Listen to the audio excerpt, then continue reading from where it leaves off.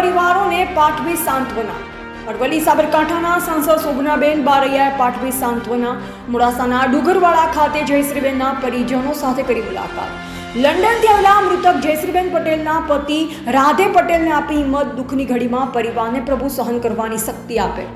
સુકૂન park ખાતે મૃતક નૂરજહાંના પરિવારજનોને પણ પાઠવી સાંત્વના। મૃતક મહિલાઓના પરિવારને દુઃખની ઘડીમાં હિંમત આપે। Reporter Jayesh Patel, Gujarat update news, Aravalli.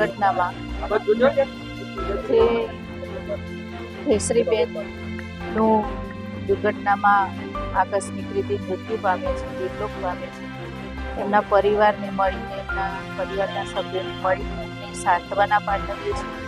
એ પ્રભુને પ્રાર્થના કરીએ છીએ કે એમના પરિવારને આ જે આફત આવી પડી છે એને સહન કરવાની, દુઃખ સહન કરવાની શક્તિ આપે અને જયશ્રીબેનના જે આત્મા છે એને પ્રભુ શાંતિ આપે અને પરિવારનું દુઃખ સહન કરવાની શક્તિ આપે। એના માટે અમે પરિવારને સ્નેહીજનો મળીને સાંત્વના પાઠવીએ છીએ।